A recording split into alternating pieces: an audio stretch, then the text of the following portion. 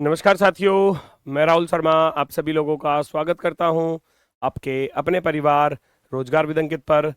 दोस्तों सभी को सुबह की राम राम भैया, गुड मॉर्निंग, राधे राधे, जय श्री कृष्णा। आ जाइए भाई, सभी का स्वागत है, सभी का बहुत बहुत स्वागत है। तो जल्दी से सभी लोग क्लास से जुड़ जाइए भाई, सभी का बहुत बहुत स्वागत है। गुड मॉर्निंग, नमस्कार, प्रणाम, जय हिंद। कैसे हैं दोस्तों आप सभी लोग? उम्मीद है बहुत शानदार, बहुत बेहतरीन, बहुत जबरदस्त होंगे। तो जल्दी से सभी लोग क्लास से जुड़ जाइए। हमारा टॉपिक चल रहा है दोस्तों डाइस यानी कि पासा। पार्ट 5 है आज, शायद ये टॉपिक खत्म हो जाएगा और फिर कल से जो है कल या यानी कि सोमवार से आपका नया टॉपिक स्टार्ट होगा। नहीं मिला क्या?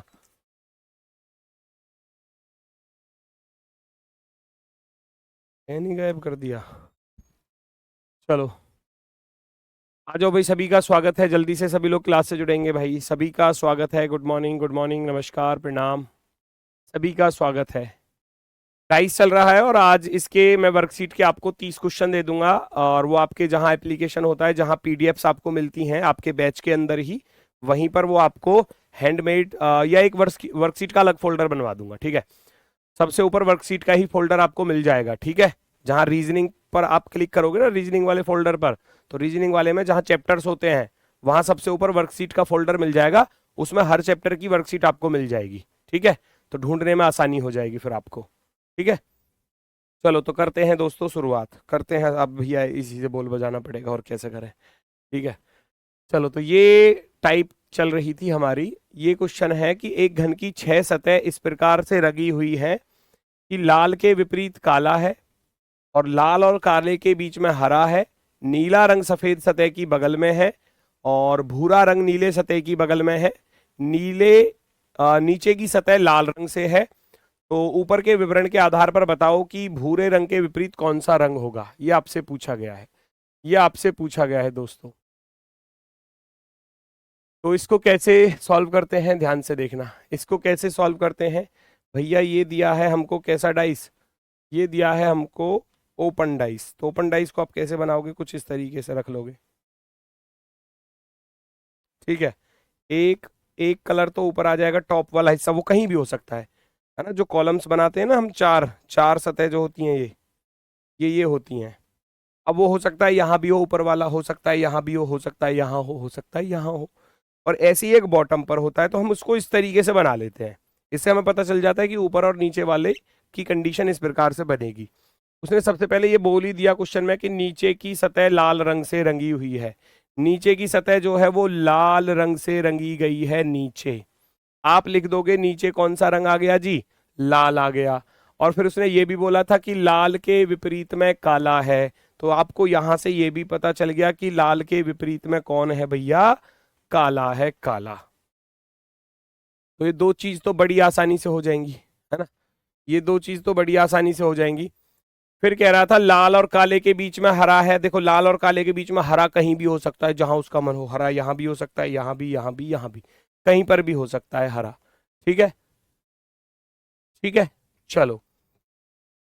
लाल और काले के बीच में हरा है। फिर कह रहा है नीला रंग सफेद सतह की बगल में है और भूरा भी नीले की बगल में है। अब देखो सोचो, उसने बोला है नीले सतह की बगल में, मान लो ब्लू यहां पर है। उसने ये बोला कि नीला रंग सफेद के बगल में है और भूरा नीले के बगल में है। नीला किसके बगल में है, सफेद के बगल में, सफेद के में, है ना।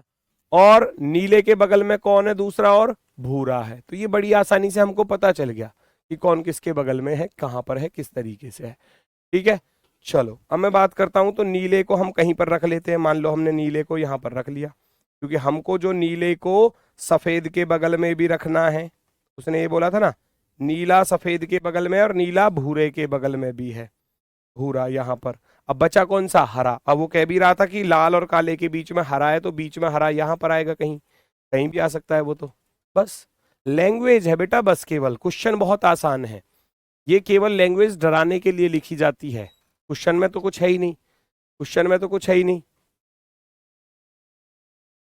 नीचे की सतह लाल रंग से है तो ऊपर के विवरण के आधार पर बताइए कि भूरे रंग के विपरीत कौन सा है। भूरे रंग के विपरीत कौन सा है, आपको बताना है कि भूरे रंग के विपरीत, इस भूरे रंग के विपरीत कौन है, ये आपको बताना है। भूरे के विपरीत में सफेद होने वाला है, सफेद। आप ऑप्शन नंबर 1 को टिक कर देंगे। ऑप्शन नंबर 1 सफेद, बिल्कुल सही है, बिल्कुल सही है। भूरे रंग के सफेद, भाई साफ साफ बोला है कि नीचे लाल है ऊपर काला है, समझना है सवाल को। नीचे लाल है ऊपर काला, ऊपर काला क्यों आया, क्योंकि उसने बोला था लाल के विपरीत काला है, black is opposite to red, है ना, ब्लैक अपोजिट टू रेड हो गया। फिर बोला गया था कि नीले रंग, नीला रंग जो है वो सफेद की बगल में है, blue is next to the white face, next यानी कि उसका जस्ट पड़ोस में।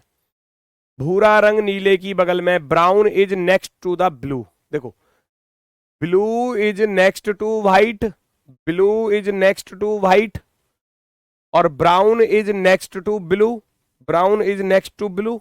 तो इसका अर्थ है सफेद और भूरा अपोजिट हो गए। भाई नीला तो बीच में आ गया ना दोनों के में, तो सफेद एक तरफ आ गया, भूरा एक तरफ आ गया, तो आप कहोगे सफेद और भूरा एक दूसरे के अपोजिट हो जाएंगे। हरा जो था वो यहां था, बीच में ही कह रहा था काले और लाल के बीच में हरा है, तो वो तो बीच में आ ही रहा है बिल्कुल। तो हम कहेंगे, पूछा गया है भूरे रंग के विपरीत कौन सा होगा, आप कहोगे भूरे रंग के विपरीत भैया सफेद होगा। भूरे रंग के विपरीत कौन होगा, आप कहोगे सफेद होगा भूरे रंग के। पर बहुत टफ क्वेश्चन है, कोई ट्रिक। भाई कितना टफ है मुझे ये तो बता दो। मन में ही ठान के चले हो कि मन में टफ ही है, टफ है तो छोड़ दो इसको। मतलब किसी भी क्वेश्चन को तुमको कोई चीज नई सिखा दो ना, तुमको यही लगता है कि टफ है और हार्ड है और ये है और वो है, दुनिया भर के गीत गाने लग जाते हो। कई बार ऐसा होता है, कई बार, आप नहीं, हर बैच में ऐसा ही होता है। मतलब सिखानी नहीं चाहिए क्या कोई नई चीज, नहीं सिखानी चाहिए क्या? कभी कभी मुझे ऐसा फील होने लग जाता है कि नहीं, सिखानी नहीं चाहिए बच्चों को नई चीज, वही सिखाना चाहिए जो उनसे हो सकता है, जो उनसे आता है बस।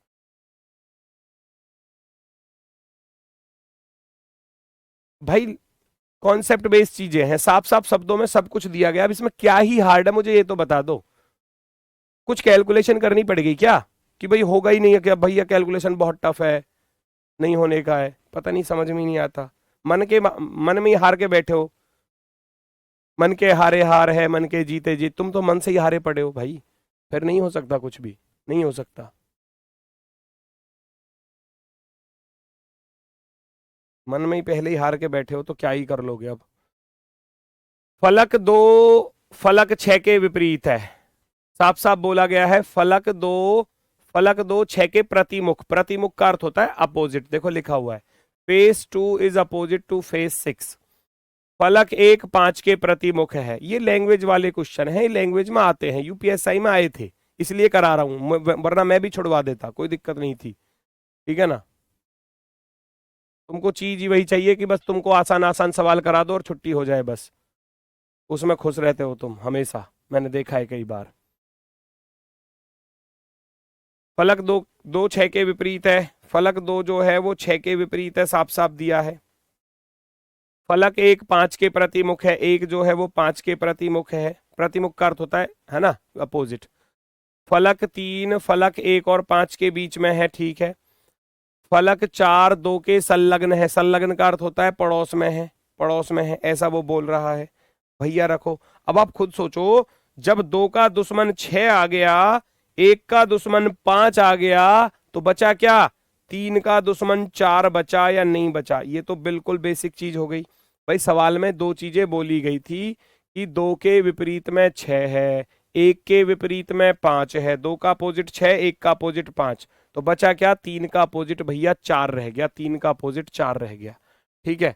चलो अब वो कह रहा है निम्नलिखित में से कौन सा एक सही है, सही वाला, which one of the following is correct, सही वाला है ना, सही वाला आपसे पूछा गया कि सही वाला स्टेटमेंट कौन सा होगा, पढ़ो जरा। 2 फलक 3 के संलग्न है, 2 3 के पास आ सकता है, आप कहोगे आ सकता है, चांसेस है ना, आप कह सकते हो आ सकता है, ठीक है। फलक 6 2 और 4 के बीच में है, 6 बीच में, कल वाली क्लास में बताया था 6 बीच में तब आएगा जब 2 और 4 की लड़ाई हो रही होगी, मैंने कल बताया था ना। फलक 2 और फलक 4 के बीच में तब आ सकता है जब 2 का दुश्मन 4 होगा, नहीं आ सकता, है ना। 6 तो फलक 2 के बीच में आ ही नहीं सकता, क्योंकि 2 और 6 तो वैसे भी दुश्मन थे, तो ये हो गया गलत। फलक 1 5 और 6 के बीच में है। फलक 1 जो है वो 5 और 6 के बीच में नहीं आ सकता, क्योंकि 1 और 5 दुश्मन थे। आप खुद सोचो, जब 1 और 5 दुश्मन है तो पास पास तो आ ही नहीं सकते। उपरोक्त में से कोई नहीं वाले को हटा देना, क्योंकि हमारा पहला वाला क्या हो जाता है, सही हो जाता है। Option number first, option number first. बताओ, क्वेश्चन में कुछ था, कुछ करना पड़ा आपको? केवल बस उसको पढ़ना है, जो कहा था वो लिख दिया, फिर ऑप्शन चेक करने कौन सा सही है कौन सा गलत है ना।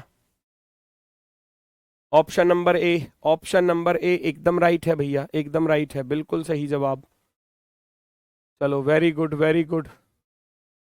नेक्स्ट नेक्स्ट नेक्स्ट, अगला क्वेश्चन देखो जरा। एक घन के 6 पृष्ठ अलग अलग रंगों से रंगे हुए हैं।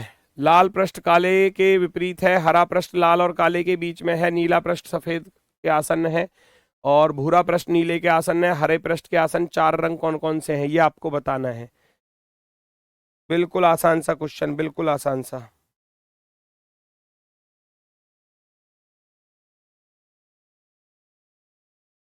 देखो, लाल पृष्ठ काले के विपरीत है, रख दो।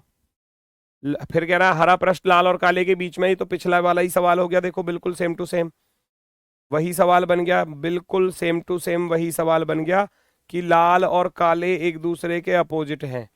कह रहा है लाल और काले एक दूसरे के अपोजिट है, तो मान लिया काला यहां पर है और लाल यहां पर है, वही सवाल है बिल्कुल। काले और लाल के बीच में हरा है, ये रहा हरा, लाल और काले के बीच में है, तो कहीं भी रख देना हरे को, यहां रख दिया हरा, आ गया लाल और काले के बीच में आ गया हरा। कह रहा है नीला पृष्ठ सफेद के आसन्न है और भूरा नीले के आसन्न है, फिर से वही चीज है ना। नीला पृष्ठ जो है वो सफेद के आसन्न है, सफेद के आसन्न यानी कि सफेद का पड़ोसी, बस लैंग्वेज बदल दी है थोड़ी सी, सवाल वही है। नीला सफेद के पास में है, नीला पृष्ठ सफेद के आसन्न, आसन्न का अर्थ होता है पड़ोसी, एडजेसेंट।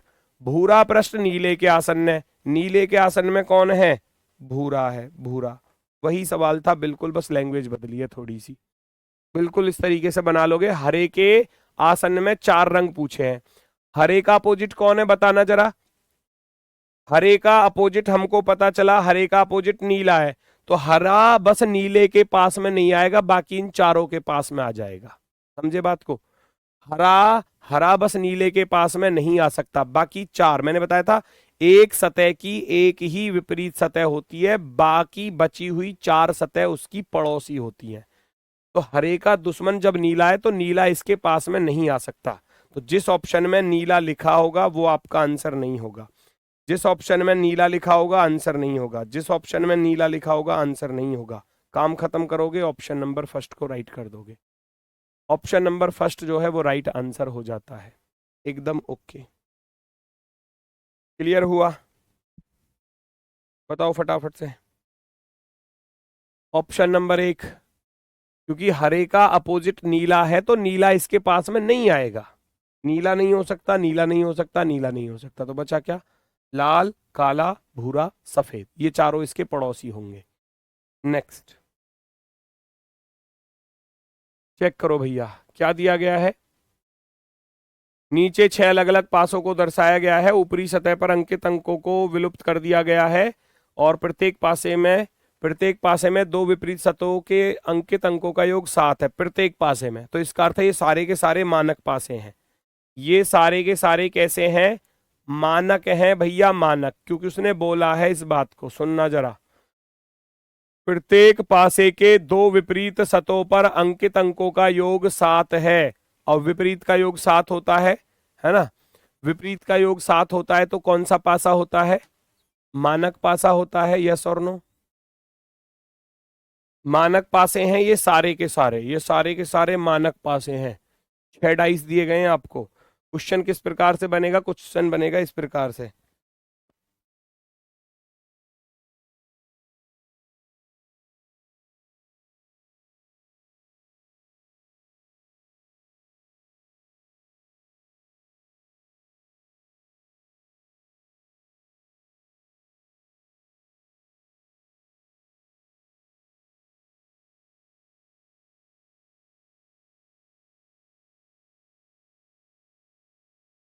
यदि समसंख्यांकित मान वाले पासे के ऊपरी फलक पर सम संख्या है, देखो सवाल को समझो क्या कह रहा है। सम संख्यांकित, if a dice with an even number of values has even number on its upper face. Even numbers value का अर्थ समझ रहे हो? इवन नंबर्स वैल्यू वाले हो गए जैसे कि 2 नंबर का डाइस है ना, 4 नंबर का डाइस और 6 नंबर का डाइस। वो बात इनकी कर रहा है। 2 4 6 इवन क्या होते हैं? इवन वाले कौन से होते हैं? इवन नंबर वाले होते हैं भैया 2 4 और 6, क्योंकि 6 ही डाइस थे तो ये इवन वाले हो गए। पहली बात तो ये समझो। सम संख्यांकित मान वाले पासे के ऊपरी फलक पर सम संख्या है। वो ये भी कह रहा है ऊपरी फलक पर क्या है? सम संख्या है, सम। अच्छा, हम जानते हैं ये सभी के सभी मानक पासे थे। उसने सवाल में पिछले में बोल दिया ये सारे के सारे मानक पासे हैं, तो 1 का दुश्मन 6 होगा, 2 का दुश्मन भैया 5 होगा और 3 का दुश्मन 4 होगा। ये तो फिक्स है, रटा हुआ है, बिल्कुल फिक्स है, रटा हुआ है कि 1 का दुश्मन 6, 2 का दुश्मन 5, 3 का दुश्मन 4, है ना भाई। हर सवाल पेपर में ऐसा नहीं आता कि आप उसको 2 सेकंड 4 सेकंड 6 सेकंड में, ऊपर कराए थे 2 सेकंड 4 सेकंड वाले भी, है ना।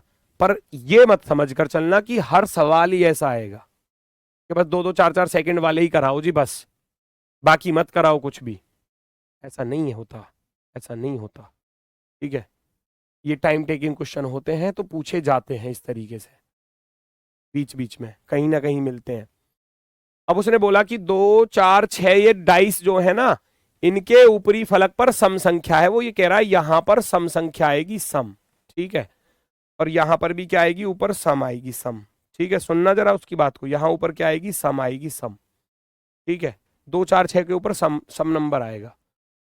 अब हमने देखा 3 आ चुका है, 5 आ चुका है, तो 3 और 5 वाले को हटा दो, 3 और 5 वाले को हटा दो। 1 और 6 में से सम क्या है? 1 और 6 में से सम क्या है? आप कहोगे गुरुजी 1 और 6 में से सम जो है वो 6 है, तो फिक्स हो गया यहां 6 आएगा। यस और नो? फिक्स हो गया ना, 6 आएगा। भैया 5 और 3 यहां आ चुके हैं, 5 और 3 आ चुके हैं, 1 और 6 में से क्या आएगा? यहां पर 6 आएगा, ये भी फिक्स हो गया। यस और नो? 4 और 2 आ चुका है, बचा क्या? 6 बचा, तो यहां 6 ही आएगा। सबके ऊपर क्या आ गया? 6 आ गया। यस और नो? इतना बताओ। क्वेश्चन आसान है, बस थोड़ा सा समझना है उसको। कह रहा है सम संख्यांकित मान वाले, तो पहले तो सम नंबर वाले पकड़ लो, 2 4 6 पर जो आ रहे थे डाइस, उसमें भी ये बोला कि इनके ऊपर सम संख्या आएगी सबसे टॉप पर। ऊपर सम संख्या, सम संख्या, सम संख्या। मैंने देखा 3 आ गया, 5 आ गया। जब 3 और 5 आ चुके हैं, देखो 5 ही आ गया, तो 5 का दुश्मन 2 नहीं आ सकता यहाँ पर। 3 आ गया तो 3 का दुश्मन 4 नहीं आ सकता, तो बचा क्या? 1 और 6 बचा ना। 1 और 6 में से सम क्या है? 1 और 6 में से सम है 6, क्योंकि मैं यहां 2 नहीं रख सकता। क्यों नहीं रख सकता? कि 5 का दुश्मन 2 है। मैं यहां पर 4 नहीं रख सकता क्योंकि 4 और 3 दुश्मन थे, तो ऐसे पहचानना पड़ेगा। यहां 5 3 आ गया तो यहां 6 आएगा ही आएगा। क्यों? 5 का दुश्मन 2 नहीं आ सकता, 3 का दुश्मन 4 नहीं आ सकता यहां पर, क्योंकि ये मानक पासे थे। 4 और 2 पहले से ही मौजूद है, तो बचा क्या? 6 बचा। अब कह रहा है 6 इधर भी है, 6 इधर भी है, 6 इधर भी है। पूछा क्या था? इनका कुल योग कितना होगा? तो 6 प्लस का 6 प्लस का 6 करोगे तो कितना हो जाएगा? 18। कितना आसान हो गया, 18। ऑप्शन नंबर बी राइट हो जाएगा। ऑप्शन नंबर बी राइट हो जाएगा। Option number B, very good, बहुत सही, बहुत शानदार, बहुत ही गजब, एकदम राइट, एकदम गजब। Option number be perfectly right हो जाएगा। बहुत सही। ऐसा ही अगला सवाल है, बिल्कुल सेम टू सेम उसी पर आधारित। मानक पासा ही है, ये भी उसी पर है ये सवाल, उसी पर है ये सवाल। मानक पासा दिया है तो 1 का दुश्मन 6 होगा, 2 का दुश्मन 5 होगा और 3 का दुश्मन 4 होगा। इतनी हिंट मैंने दे दी, बाकी इसकी सवाल को पढ़ो क्या कहना चाह रहा है। विषम संख्यांकित मान वाले, विषम संख्या वाले को पकड़ लो। विषम ये रहा, 1 3 और 5 को पकड़ना है अब की बार। विषम संख्या वाले को पकड़ो। विषम संख्यांकित मान वाले पासे की निचली सतह पर विषम संख्या है, तो इनके ऊपरी स्थित अंकों का योग कितना होगा? ये आपसे पूछा गया है। अच्छा, नीचे विषम है, देखो 5 आ गया, 5 का दुश्मन 2 ऊपर नहीं आ सकता। 6 आ गया, 6 का दुश्मन 1 ऊपर नहीं आ सकता। समझो इस चीज को। तो बचा क्या? बचा क्या? 4 और 3 बचा। 4 और 3 बचा ना, यस और नो, बस इतना बताना। अब ऐसे सोचो ना भाई, 5 आ गया, 6 आ गया, 5 आ गया, यहाँ 6 आ गया।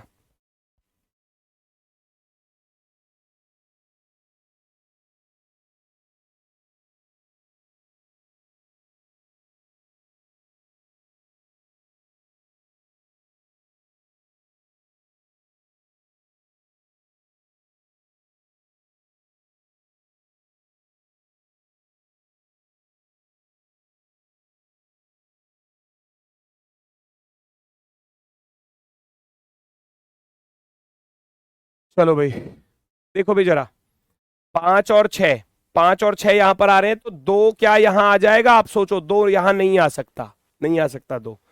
6 आ चुका है, तो यहां पर 1 नहीं आ सकता। तो 5, क्योंकि हम जानते हैं 5 का दुश्मन 2 है और 6 का दुश्मन 1 है, तो बचे क्या? 3 और 4 बचे। 3 और 4 बचे, तो 4 को ऊपर रखना पड़ेगा, क्योंकि उसने बोला था निचली सतह पर विषम संख्या है। तो अगर ऊपर सम आ गई तो फिर नीचे विषम चला जाएगा ऑटोमेटिक। 3 और 4 में से सम लाना है ऊपर मुझे अब, है ना। विषम तो नीचे आएगी, विषम कहाँ आएगी? नीचे की तरफ। ऐसे ही 2 आ गया, 6 आ गया, तो यहां 4 बचेगा, क्योंकि नीचे आएगा विषम। नीचे कौन आएगा? विषम आएगा। सेम यहां पर आ जाओ, 6 आ गया, 5 आ गया, तो 2 ऊपर नहीं आ सकता, 1 ऊपर नहीं आ सकता, तो 3 और 4 में से क्या आएगा? 4 आएगा, क्योंकि विषम नीचे जाएगा। विषम कहाँ जाएगा? नीचे। अगर विषम नीचे है, सोचो इस चीज को, अगर उसने बोला कि विषम संख्या विषम नीचे की तरफ है, अगर विषम नीचे है तो बेटा सम ऊपर जाएगी ही जाएगी, ये फिक्स हो गया। उसने बोला था विषम नीचे है, तो ऊपर क्या रहेगा? ऊपर रहेगा भैया सम। ऊपर क्या रहेगा? सम रहेगा, बस ऐसे याद रख लेना, ठीक है ना। तो ऊपर सम आएगा, तो मैंने ऊपर सम रख दिया, जो आ सकता था, जो पॉसिबल हो सकता था। कह रहा है इनका योग बता दो। इनका योग कितना होने वाला है भैया? 4 4 आ रहा है सबके पर, 4 प्लस का 4 प्लस का 4, 4 तिया 12, 4 तिया 12। Option number first, option number first right answer होगा, एकदम ओके। 12 वाले बिल्कुल सही है, 12 वाले बिल्कुल सही है। नेक्स्ट पर आ जाओ। एक आखिरी टाइप बची हुई है, ये क्वेश्चन मार्क वाली, है ना, ये क्वेश्चन मार्क वाली, ठीक है। इसको कैसे करते हैं देखो जरा। इससे पहले पहले इसको करो, पहले इसको करते हैं, इससे पहले दूसरे को करेंगे। देखो जरा ये क्या कह रहा है।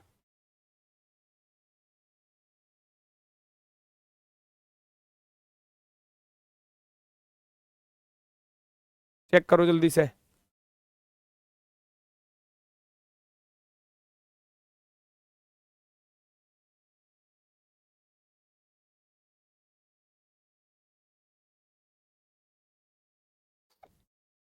एक ही पासे की 3 अलग अलग स्थितियां दी गई हैं। प्रश्न चिन्ह के स्थान पर क्या आना चाहिए? क्वेश्चन मार्क के स्थान पर क्या आना चाहिए? कल क्लास होगी या नहीं? मंडे टू फ्राइडे होगी क्लास, मंडे टू फ्राइडे, याद रखना। अब आप क्या करोगे? दोनों डाइस को कंपेयर करोगे, अपोजिट निकालोगे। सबसे पहला काम तो ये करोगे आप। 6 कॉमन दिखाई दे रहा है, 6 5 4 ऐसे लिखोगे बेटा। 6 1 2, उधर से लिखोगे 6 5 4। यहां से पता चला 2 का दुश्मन 4 है, 1 का दुश्मन 5 है, और 6 का दुश्मन कौन बचा? आप कहोगे गुरुजी 3 बचा। क्लियर? इतना काम तो सबने करना सीख ही लिया।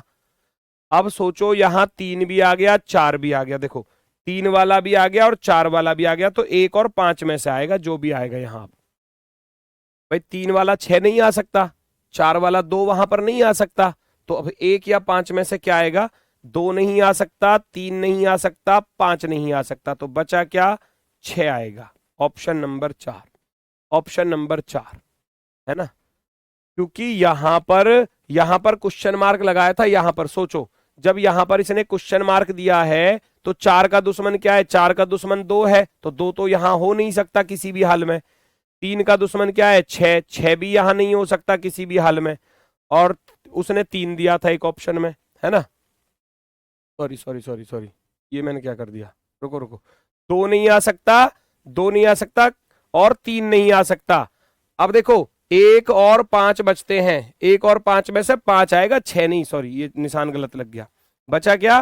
केवल और केवल ऑप्शन नंबर, क्योंकि 1 और 5 में से, 1 और 5 में से कोई यहां आ सकता है, या तो 1 आएगा या 5 आएगा, या तो 1 आएगा या 5 आएगा। क्योंकि 4 का दुश्मन क्या था? 4 का दुश्मन 2 था, तो 2 नहीं आ सकता, और 3 का दुश्मन 6 था, तो 6 भी नहीं आ सकता। तो अब या तो 1 आएगा या 5 आएगा, तो हम ऑप्शन की तरफ चले गए। तो ऑप्शन में हमको क्या दिखाई दिया? ऑप्शन में हमको 5 दिखाई दिया, तो 5 वाला बिल्कुल राइट आंसर होगा हमारा, ऑप्शन नंबर सी। 5 होगा, 5 वाले बिल्कुल सही हैं, बिल्कुल सही हैं 5 वाले, एकदम ओके। अब इस सवाल को करो, ये थोड़ा सा रोटेशन केस है, इस पर अप्लाई, इसलिए इसको बाद में करा रहा हूं। चेक करो भैया, आप पहले अपोजिट फाइंड कर सकते हो। अपोजिट में आप देखोगे 2 कॉमन है इसमें भी, 2 कॉमन है इसमें भी, तो 2 3 1 आप ऐसे लिख दोगे, 2 3 1। यहां से देखोगे 2 4 6, 2 4 6, पता चल गया कि 1 का दुश्मन 6 है भैया, और 3 का दुश्मन 4 है भैया, और 2 का दुश्मन 5 है भैया। तो ये कैसा डाइस हो गया? मानक पासा हो गया। कैसा पासा हो गया? मानक पासा हो गया, मानक। अब एक बच्चा कह रहा है यदि 1 होता ऑप्शन में तो वो यहां से होगा, वही चीज यहां बताने वाला हूं, सेम है वही चीज। एक बच्चा कह रहा है अगर 1 होता तो क्या करते, 1 भी होता ऑप्शन में, वही बताऊंगा इसमें, वही जो कॉन्सेप्ट है, इसलिए पहले मैंने उसको कराया और अब इसको करा रहा हूं। 1 6 3 4 2 5, तो कैसा ये मानक पासा हो चुका है। अब आप खुद सोचो, 2 यहां पर आ गया तो 5 यहां पर नहीं आ सकता, 4 आ गया तो 3 नहीं आ सकता, तो 5 और 3 नहीं आ सकते ना। अब आप क्या करोगे, एक तो 5 को हटा दोगे, एक 3 को हटा दोगे, बचा ना, 1 भी बचा और 6 भी बचा। गुरुजी अब कैसे? वही चीज जो आप पिछले वाले में मांग रहे थे वो यहां पर आ गई। 1 और 6 दोनों ही ऑप्शन में है, तो कैसे पता करें, कैसे पता करें कि 1 आएगा या 6 आएगा? बताओ, आप बताओ, 1 आएगा या 6 आएगा? अब आप क्या करोगे, अब डाइस को आप रोटेशन के अकॉर्डिंग देखेंगे। तो मैं क्या करता हूं, डाइस को बना लेता हूं ओपन डाइस के रूप में। 1 2 3 4, एक ऊपर वाली फेस हो जाती है और एक नीचे वाली फेस हो जाती है, ठीक है।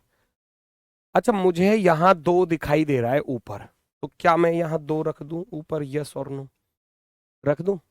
मुझे वहां ऊपर 2 दिखाई दे रहा है। अच्छा सोचो, 2 मुझे यहां भी दिखाई दे रहा है ऊपर, क्योंकि ये इसके साथ मैच कर रही है। अगर नहीं होता तो मैं डाइस को घुमाता, अगर नहीं होता तो डाइस को घुमाता, 2 को ऊपर लाता, हर हाल में, हर हाल में लाता 2 को ऊपर।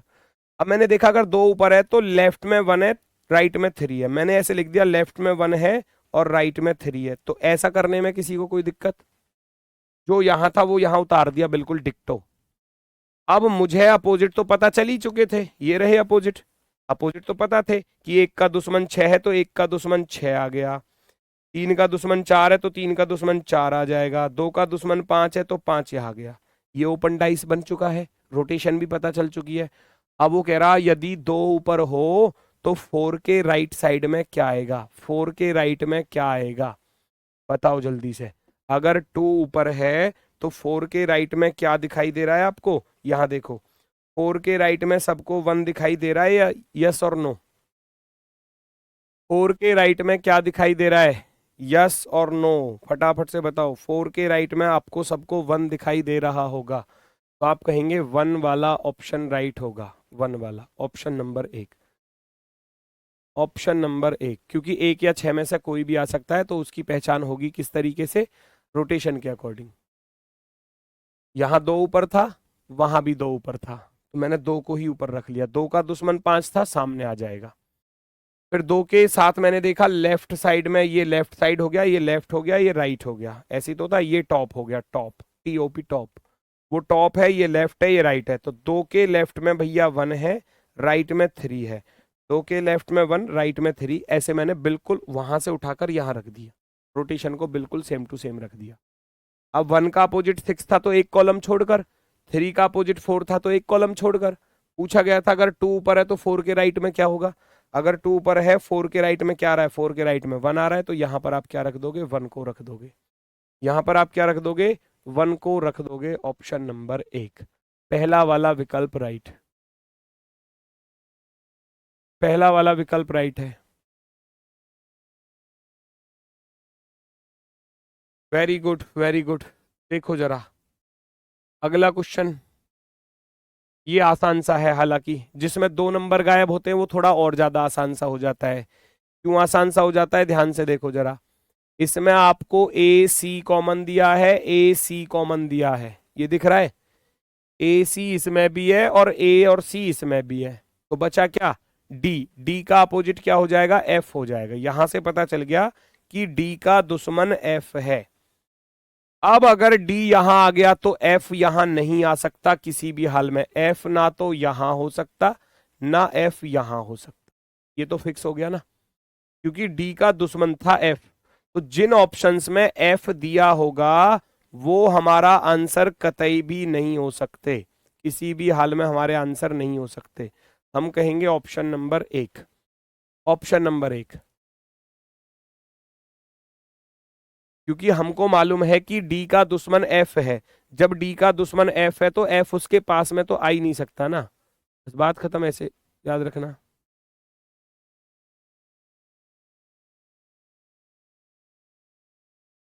चलो वेरी गुड। ऑप्शन वन वाले बिल्कुल सही हैं भैया, बिल्कुल सही हैं, बिल्कुल शानदार। अगला करके दिखा दो आप सभी लोग, बिल्कुल सेम पैटर्न पर है,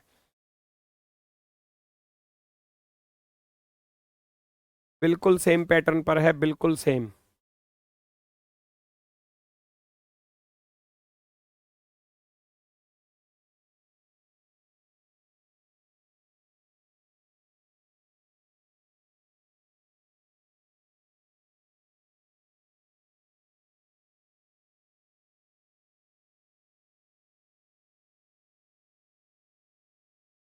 दो तीन, दो तीन, एक का अपोजिट क्या है भैया, चार है, एक का दुश्मन क्या है, चार है।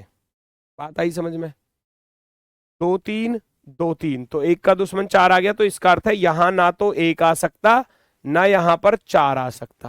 बात क्लियर हुई, यस और नो। तो एक और चार यहां पर नहीं आ सकते।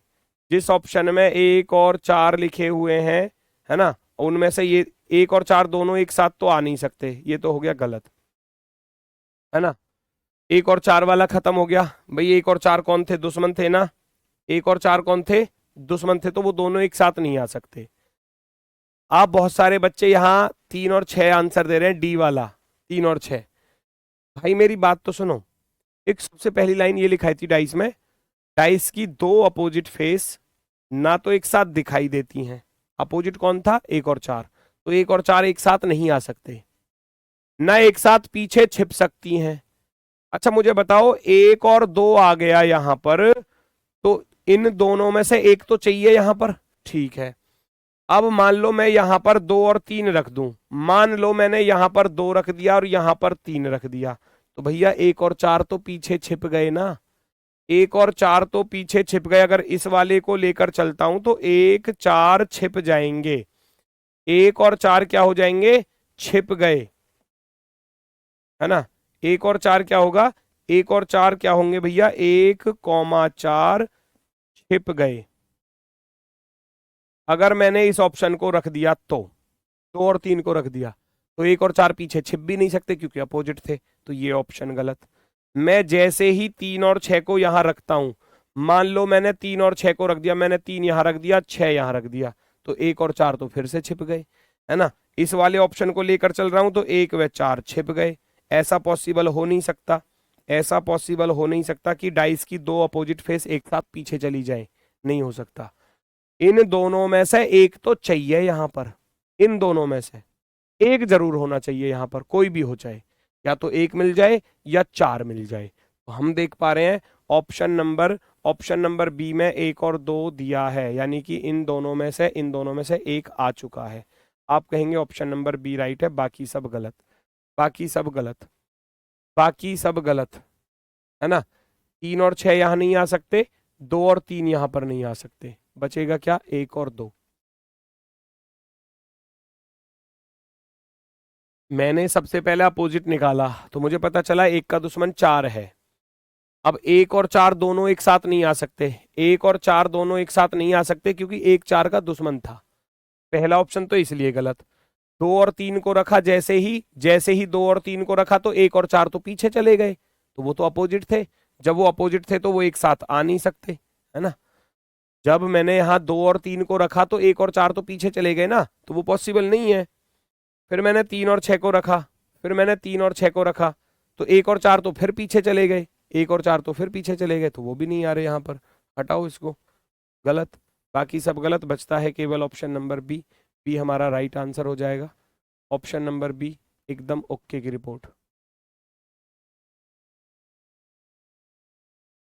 नेक्स्ट, बस तो खत्म है। हालांकि ये एक यूपी पुलिस में एक क्यूब वाला क्वेश्चन था, हालांकि ये क्यूब वाले टॉपिक में मैं पढ़ा देता, पर अभी समय बचा हुआ है क्योंकि टॉपिक तो खत्म हो गया है, तो इसको कर लेते हैं, है ना। पहले सवाल को पढ़ो। ये कह रहा है 100 तिल्ली वाले एक माचिस की डिब्बी है, एक माचिस की डिब्बी में जिसमें 100 तिल्लियां हैं। एक मैच बॉक्स है जिसमें 100 क्या है, तिल्लियां हैं, 100, ठीक है। वो कह रहा है पक्षीय लंबाई के रूप में 2 माचिस की तीलियों का उपयोग करके माचिस की तीलियों से एक घन बनाया जाता है। तो शुरुआत में मैंने तुमको क्या लिखाया था, है ना, शुरुआत में मैंने क्या लिखाया था कि घन जो होता है उसमें, या क्यूब जो होता है, लूडो की जो गोटी होती है जिस पर 1 से लेकर 6 तक के नंबर लिखे होते हैं, वो क्यूब ही तो होता है एक प्रकार का, है ना। उसमें भैया मैंने लिखाया था आपको सतह, मैंने लिखाया था क्या कि सतह 6 होती हैं, मैंने बताया था कोने, कोने 8 होते हैं, और मैंने बताया था भुजा, भुजा कितनी होती हैं, 12 भुजा होती हैं, 12 भुजा। साइड्स कितनी होती हैं, 12 भुजा होती हैं। और वो 12 भुजा कैसे होती हैं, ये कुछ इस प्रकार से होती हैं, वो 12 भुजा ऐसी होती हैं,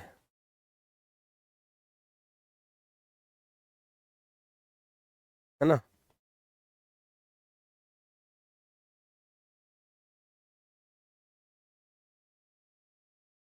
ठीक है,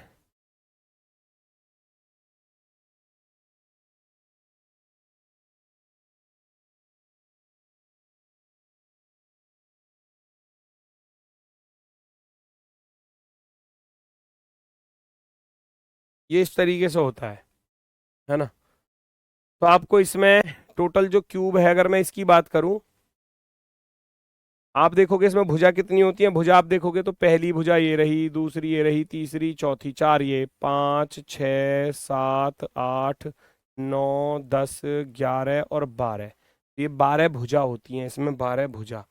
वही चीज मैंने यहाँ पर बताई, इसमें भुजा कितनी है भैया, 12 भुजा हैं, 12। अब 12 भुजा हैं तो उसने यही बोला था पक्षीय लंबाई, पक्षीय लंबाई यानी कि हर पक्ष पर जो लंबाई, चौड़ाई, ऊंचाई जो भी कुछ है हर पक्ष पर, है ना, लंबाई के रूप में 2 माचिस की तिल्लियों का उपयोग करके माचिस की तिल्लियों से एक घन बनाया जाता है। मतलब 2-2 तिल्लियों को रखकर, है ना, 2-2 भुजा होती हैं 12, वैसे तो भुजा होती हैं 12। अब 12 भुजाएं, अगर 12 भुजा पे मैं एक एक तिल्ली रखता तो 12 तिल्लियों की जरूरत पड़ती, लेकिन मुझे रखनी है कितनी, 2-2, तो 12 गुणा 2, 12 दूनी 24 तिल्लियों की जरूरत पड़ी, 24 तिल्लियों की जरूरत पड़ी 100 में से। माचिस में कितनी तिल्लियां थी, 100, 24 यहां खर्च हो गई।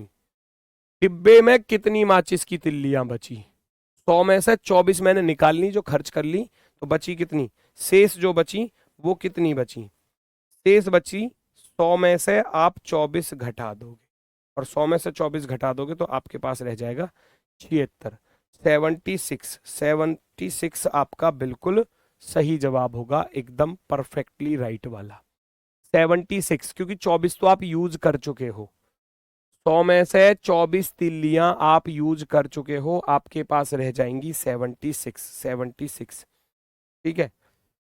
एक घन से 4 आयत फलकीय बनाने के लिए उसे न्यूनतम कितनी बार काटना पड़ेगा, ये आपको बताना है। एक घन से 4 आयत फलकीय बनाने के लिए उसे न्यूनतम कितनी बार काटना पड़ेगा।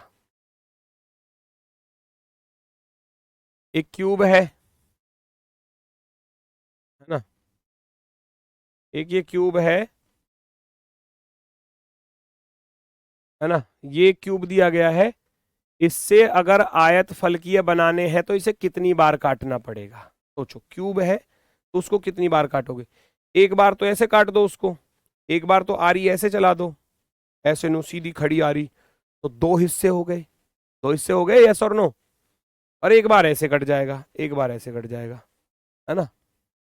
तो 2 बार, एक बार तो चाकू है, पनीर नहीं काटते, पनीर नहीं काटते सब्जियों, सब्जी में डालने के लिए आपने देखा होगा पनीर का ऐसा बॉक्स आता है, तो आप उसको कैसे काटते हो पनीर को, भैया इतना मोटा पीस पनीर का आया, ऊपर से ऐसे काट दिया, फिर ऐसे काट दिया, फिर उसको ऐसे काट देते हैं ऊंचाई के अनुदिश।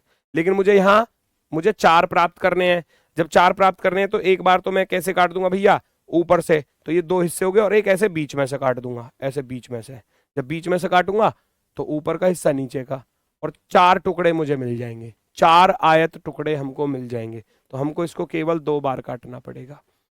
4 बनाने के लिए केवल 2 बार काटना पड़ेगा, क्योंकि एक बार काटूंगा तो 2 हिस्से हो जाएंगे, फिर दोबारा काटूंगा तो 2 के 4 हो जाएंगे। ये तो नॉर्मल सी चीज है भाई। किसी चीज को मैं एक बार काटा, मैंने एक बार काटा, 2 हिस्से हो गए, है ना, 2 हिस्से हो गए। वो नहीं काटते आप, सेब वगैरह काटते हो, अमरूद काटते हो, ऐसे तो काटते हो। घर में मान लो अमरूद लेकर आए, बच्चों में हिस्सा करना है, तो भैया ऐसे काट दिया, फिर ऐसे काट दिया, फिर ऐसे काट दिया, फिर ऐसे काट दिया। जितनी बार काट रहे हो उसके दुगने हिस्से हो रहे हैं। मुझे 4 चाहिए थे तो 2 बार काट दूंगा, 4 चाहिए थे तो 2 बार काट दूंगा, बस खत्म। एक घन के एक फलक को यादृच्छिक रूप से चुना गया है, नीले रंग का है, और इसके सन्निकट सभी फलक हरे रंग के हैं, और नीले रंग वाले फलक के विपरीत भूरे रंग का है ना, नीले रंग के विपरीत भूरा रंग है। ये देखो 1 2 3 4, वो कह रहा है नीला, नीला हो गया, और नीले नीले रंग वाले फलक के विपरीत में क्या है, भूरा है, भूरा। उसने बोला भूरा है, साफ साफ बोल रहा है, नीले के अपोजिट में क्या है, भूरा है। फिर कह रहा है सन्निकट सभी, है ना, इसके सन्निकट सभी हरे रंग के हैं, इसके सन्निकट सभी हरे रंग के हैं। यानी कि मैं आपसे कहूं भैया, हरे रंग, बाकी सब क्या है, बाकी सब हरे रंग के हैं। ये भी हरे रंग का, ये भी, ये भी, और ये भी। ये 4 जो हो गए वो हरे रंग के हो गए। वही कह रहा है नीला ऊपर हो गया, भूरा नीचे हो गया, और बाकी ये सब जो है वो हरे रंग के हैं। तो यही पूछ रहा था कि हरे रंग के घन फलक कितने हैं, हरे रंग के फलक कितने हैं, हरे रंग की जो सतह है वो कितनी है, हरे रंग की सतह जो है वो कितनी है।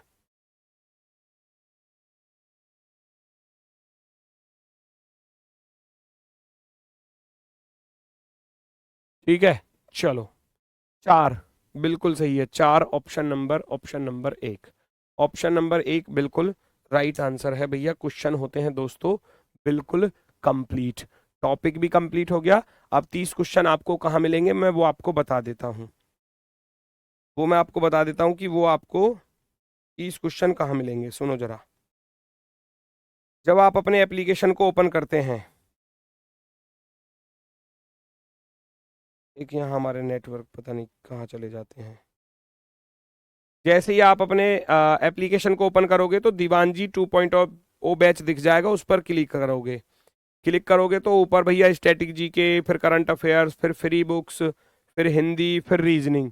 अब रीजनिंग वाले फोल्डर पर क्लिक करोगे, ऐसे खुलकर आएगा। अभी तो ये ऐसे आ रही है क्लासेस, यहाँ फोल्डर बने आएंगे, है ना। जब एक टॉपिक हो जाएगा तो डाइस का फोल्डर, फिर अगला कोडिंग डिकोडिंग, तो कोडिंग डिकोडिंग का फोल्डर, ऊपर सबसे वर्कशीट का फोल्डर बनवा दूंगा। उस वर्कशीट वाले पर क्लिक कर लेना, वर्कशीट में आपको चीजें मिल जाएंगी। ठीक है, तो आज के लिए बस इतना ही है, फिर मिलते हैं आपसे सोमवार में अपने वाले समय पर सुबह 10 बजे। ठीक है, तब तक के लिए सभी को भैया प्यार भरा नमस्कार, धन्यवाद, टाटा, बाय बाय।